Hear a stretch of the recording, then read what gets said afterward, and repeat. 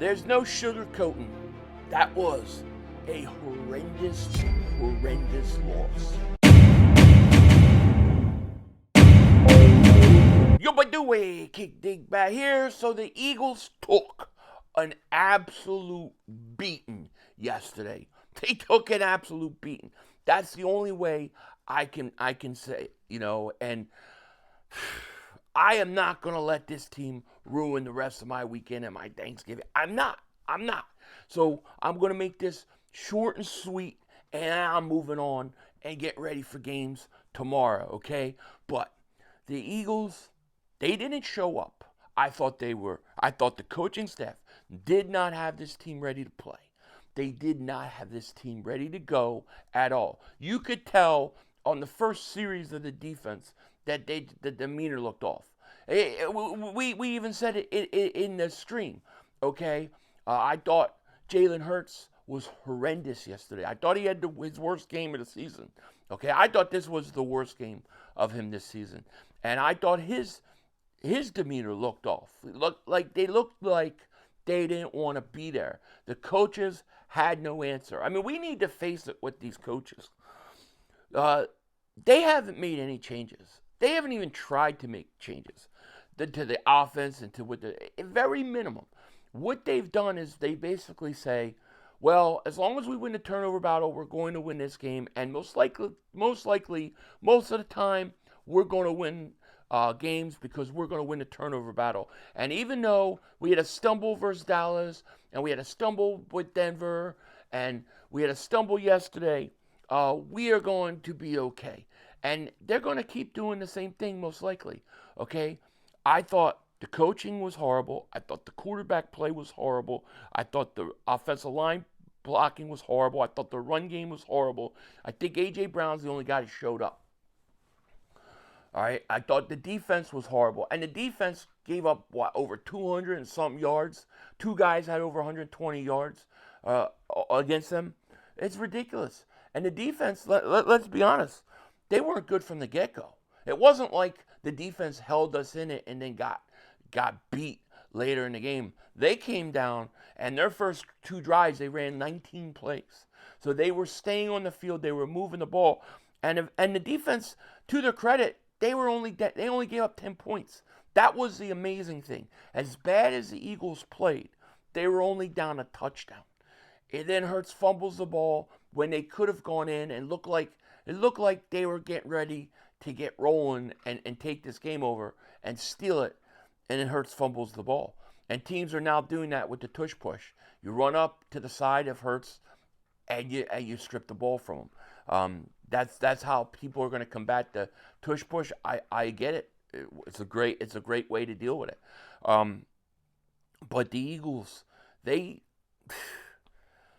were horrible. They were horrible. There's nothing I can say. The quarterback was horrible yesterday. He missed Goddard touchdowns. He underthrew guys, and he has been bad especially in windy games and cold games. He's got to prove that he could play. But I thought his demeanor, it looked off.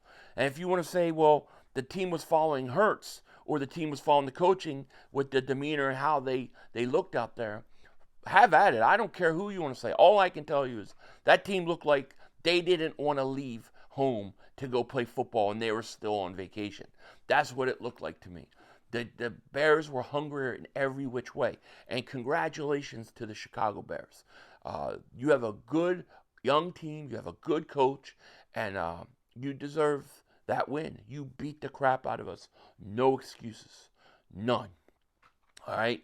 So now we took this beating. And I feel like in every phase of the game we lost. And the only guy that I thought played was A.J. Brown. And then people want to say, oh, well, A.J. Brown had his catches 100 yards and we lose. Well, A.J. Brown, you shouldn't win or lose based on whether he has 100 yards or not. Okay, you should win more than you don't. More win than more than you not. I can't speak. It pisses me off, dude. It aggravates me. This is why I couldn't do a video after the game, okay? And I needed to calm down because it's going to say shit that was outrageous and I probably wouldn't mean. And it was just better to calm down. And I'm still pissed about the game. I'm not happy with the effort. I'm not happy with the offense. I'm not happy with the coaching. All right. And now, when we look at this going forward, I see three scenarios happening. All right. Here's the first scenario. The first and most likely scenario I think will take place for the Eagles is they struggle. They continue to have the same problems because the coaches really don't know how to fix it offensively. You'll win enough games to win the division. You go into the playoffs and you go up against a team that's ready and wants it more, and you're going to get outclassed and you're going to lose in the playoffs early. I think the trajectory is heading in that direction. The second trajectory that could take place is you come together as a team, you figure it out, you make some changes you need to, you get this run game going, and then you start playing good football, and you start playing your best football. And you know what? You go into the playoffs, whether it's a 2 seed, a 3 seed, whatever it'll be, but you're hot, and you're playing good football. And now nobody wants to play you, and you're going to be a tough out. And just like many repeat Super Bowl champions in the past, it wasn't pretty, it wasn't easy, but you found a way, and you get to the playoffs, and you're all of a sudden playing playoff football, and it's a different game. Teams can't compete with that. The Eagles could go to the Rams, they can win. They can win, they can beat all these teams. I believe it if they're playing up to their ability. That is a second case scenario, and to me is what I'm hoping for. All right, that this game is a wake-up call, that this game, they make the changes they have to, maybe get a consultant like Frank Reich in, you come in and you take care of stuff. All right, that's the best case scenario. And that's the scenario, by the way, I think can very well happen. I think this team has the ability to do that. You know, people are going to trash Hurts, and I'm listening to it, and I hear all the haters calling it, oh, the Jalenites and all this stuff. It's ridiculous. Hurts has his flaws. He has his limitations. We all know it. We just don't need to hear it every single week, every single day. We already know what they are. Okay? However, Jalen Hurts has a way of stepping up in the big games. And if this team can figure it out and the coaches could actually make some changes and get this team right and they start playing good, there's enough time to build momentum to go into the playoffs and be very dangerous. Okay? And then I foresee you going far, and that's the best case scenario.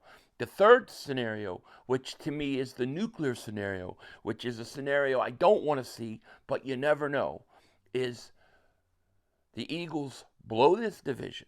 They go in, they lose to the Chargers, they maybe they even lose to the Raiders, who knows? But you get a repeat of a few years ago and the collapse. And that collapse, by the way, looms large in Eagle fans' consciousness. In the back of our mind, we are thinking about that collapse. And we are thinking, here we go again. Yesterday's football game looked like the collapse is back. Has Nick Sirianni learned enough as a coach? Do they know how to stop it and not make the same mistakes? That's why they're not going to fire Kevin Patullo, because you're not going to get rid of your offensive coordinator after you saw the collapse that happened when you got rid of your defensive coordinator. The best case scenario is to bring in a guy like Frank Reich and let him be a consultant and help those guys. But the worst case scenario and the nuclear scenario is you lose this division. All right, you're 2 games up on Dallas. People are going, Cowboys, we're 1.5 games. No, all that's technical bullcrap. You're 2 games. You need to win 2 games to overtake the Eagles. You're 2 games behind us. So the Eagles, if they lose this division, if they were to collapse on that level, it wouldn't be as bad as a few years ago, but it would be up there. At that point, I think you have to fire Nick Sirianni. I think if Nick Sirianni can't win a division this year, I think you would have to let him go. And the reason I say that, I know he won a Super Bowl, but 1, you fired Doug Peterson for far less.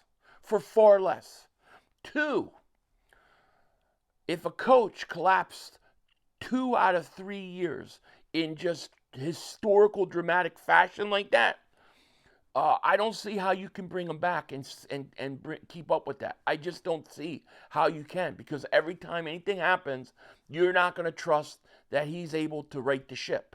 Okay? Now, I think this is the least likely thing. I don't think it's that bad, but it is in our psyche. Okay? So I see three scenarios. One, you continue to pass, you squeak in, you win the division, you get in the playoffs, and you're set up to lose early. Two, you figure this thing out, you start playing good football, your best football of the year, because they haven't figured that out yet. They haven't played it. And you go in the playoffs as the Super Bowl champions that nobody wants to see playing your best football. That's a scary, scary team. And then the third case scenario is the nuclear meltdown. One of those three things is going to happen. The question is, what will it be? That's the question. My bet is scenario 2. I gotta hope scenario 2. That's what I'm hoping for. It most likely is scenario 1, but I'm hoping for scenario 2. Okay, and I know you guys are dealing with these Cowboy fans, especially Mark. He's going nuts. Like, all he does is talk about the Eagles. He's so PTSD'd about these glasses, the Dak glasses. And let me tell you something, Mark. And let me tell you something, Cowboy fans. Yeah, you won. You're 6-6 or 6-5. Big whoopity doo. We know your history. We know that in a couple days it's December, and December means Cowboys choke season. I don't care what you do the rest of the season. I don't care. I know what you're going to do if you make the playoffs. You're going to choke, and Dak's going to... And when that happens, the glasses will be here ready to go. Mark thinks these are a jinx. You know why? Because these bothered him so much that he is trying to overtake it. He is trying to own the glasses because it bothered him. You can't own these glasses. They will be at Dak's meltdown when it happens. Okay? It has nothing to do with the Eagles, by the way. That's all separate. We've got our own shit to deal with. And our shit is, we got to fix this and fix this now. Hurts has a lot to fix because he was pathetic yesterday. The Eagles coaching staff was pathetic. The defense was pathetic. That run defense was horrible. Jalen Carter, Jordan. I mean, there's the only guy that I thought played decent was A.J. Brown. Other than that, it was crap. And I'm getting pissed off, so I'm going to get off of here because I got to go enjoy my family. And I suggest you guys do that too. We will have football tomorrow. I'll probably stream something. I just don't know what yet. But yeah, this is just a raw video and telling you what I think and where we're at and where we're going. With that said, take care. Talk to you later, of course. Don't be a dingbat. Remember, it's Howie Vision. We're all just living in it.